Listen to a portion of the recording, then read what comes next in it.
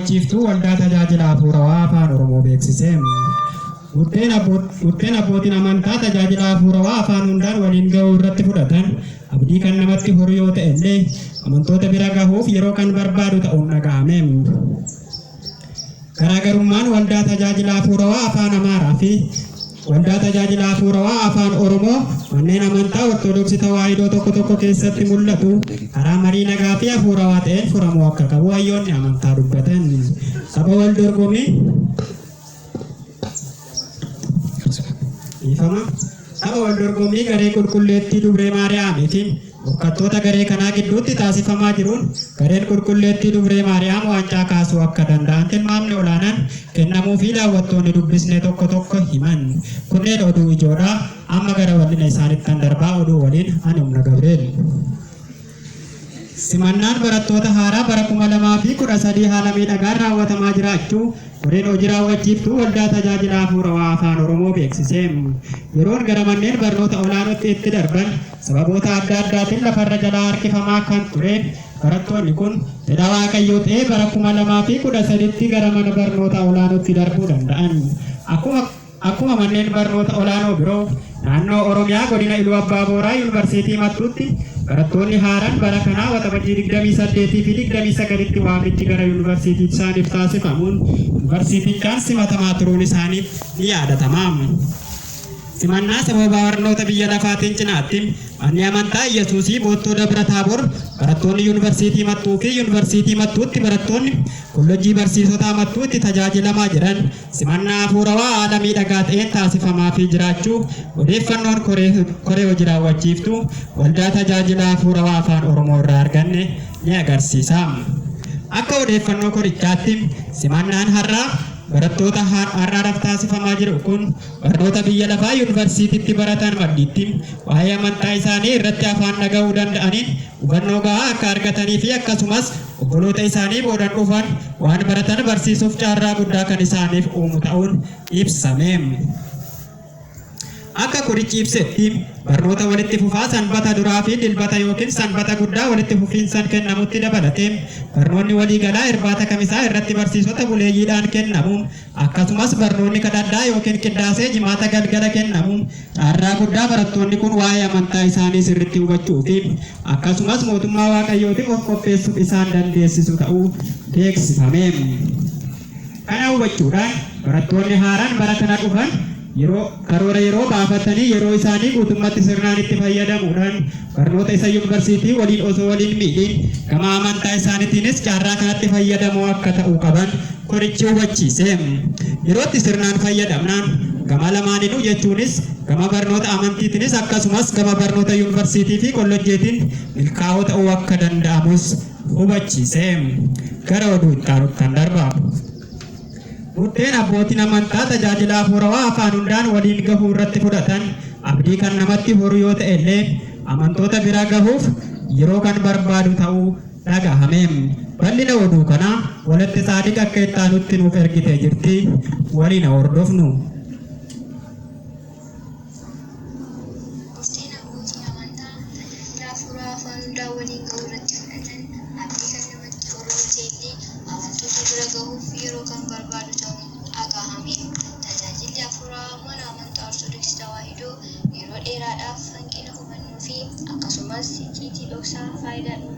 Xiyyeeffachuudhaan hankee ilaalcha afaan tokko qofa jedhu qabachuudhaanii fi afaanota biroo akka waan Waaqayyo hin dhageenyetti hubachiisuun sababa afaaniitiin qofa miseensonni hedduun daandii sirrii kanarraa dhiibamanii akka ba'an taasifamaa turuu fi hanga ammaatti illee dhiibbaan kun naannoo Oromiyaa iddoowwan adda addaatti itti fufee kan jiru ta'uun beekamaadha.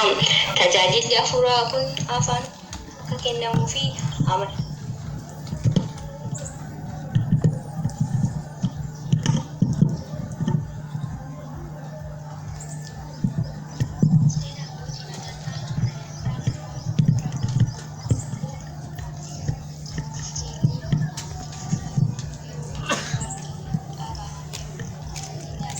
mana amantaa Ortodoksii Tawaahidoo yeroo dheeraadhaaf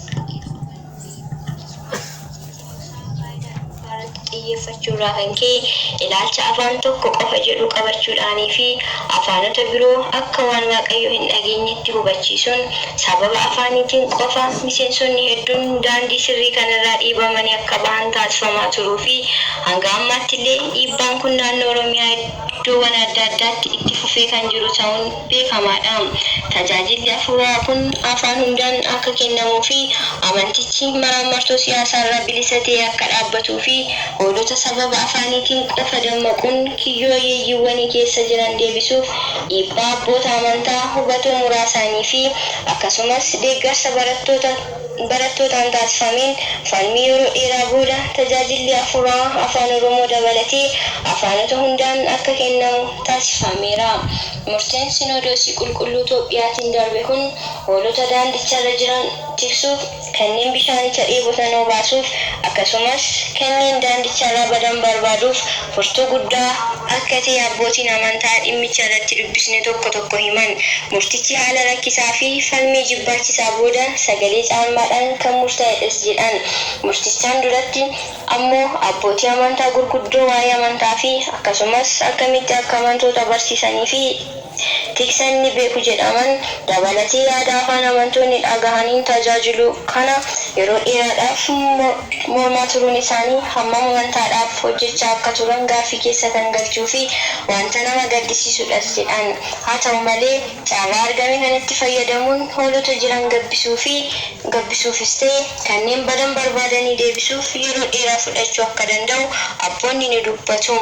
Kunis rakkichi wal xaxaa hundee kan gadi fageeffatee fi ilaalcha amantoota irratti hojjetamaa waan tureef ilaalcha kana sirreessanii fi hanga sadarkaa gadiitti hoolota sirriitti kan tiksan, bishaanicha sirriitti kan obaasanii fi akkasumas hoolota kiyyoo yeeyyaawwaniitiin qabamanii jiran kan deebisan leenjisiisuudhaaf yeroo dheeraa fudhachuu waan danda'uuf hangasitti qaamoleen dhimmichi ilaallatuu fi sadarkaa adda addaarra jiran kamiyyuu dirqama isaanii baachuu akka qaban akeekkachiisan. Tolee, riippoortara keenya ni galateeffannaa gara oduu itti darbaa.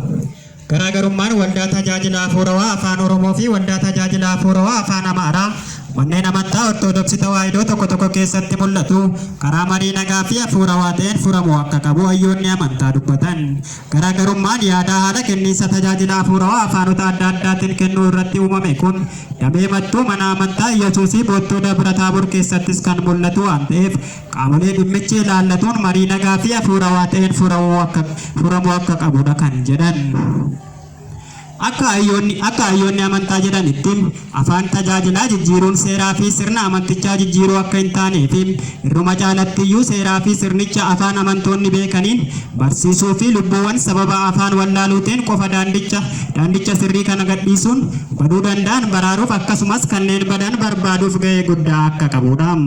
Kana waan ta'eef namoota faayidaa isaa osoo beekanis ta'e osoo hin beekin hubannoo dhabuu irraa kan ka'e sababa afaanitiif qofa waldaalee tajaajila afuurawaa afaan Amaaraa fi afaan Oromoo gidduutti garaagarummaa babal'isaa fi ija jibbiin isaan akka wal ilaalan taasisaa jiran itti dhiyeenyaan bifa tasgabbaa'aa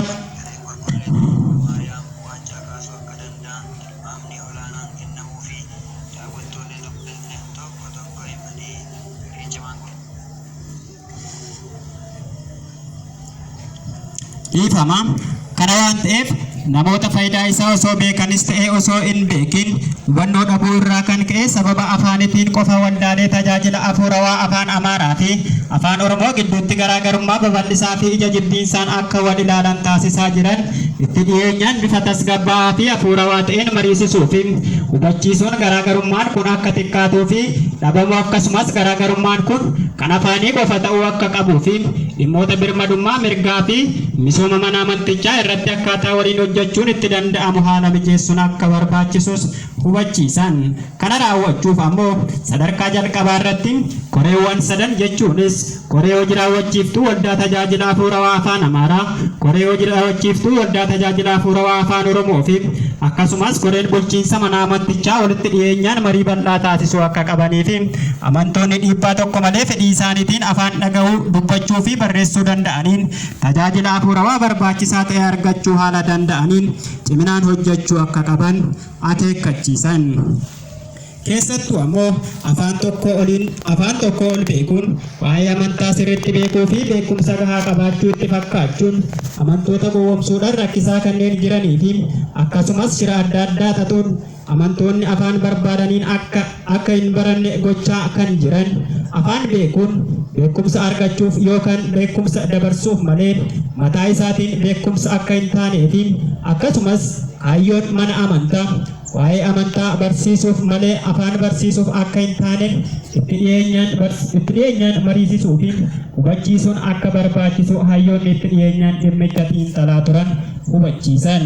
Namoonni baay'een dogoggora isaanii yoo beekanis dogoggoricha amananii irraa deebi'uu caalaa hanga dhumaatti dogoggorichumaan baduu waan filataniif warreen akkanaa dogoggora isaanii irraa deebisuuf marii walitti fufaa fi obsa guddaa akka barbaachisus akeekkachiisan. Oduu ispoortiitiin tapha wal dorgommii garee qulqulleettii Dubree Maariyaamii fi morkattoota garee kanaa gidduutti taasifamaa jiruun gareen qulqulleettii Dubree Maariyaam waancaa kaasuu akka danda'an tilmaamni olaanaan kennamuu fi daawwattoonni dubbisne tokko tokko himan. Bal'ina oduu kanaa Takla Maariyaam akka itti nuuf ergee jira. Waliin hordofnu.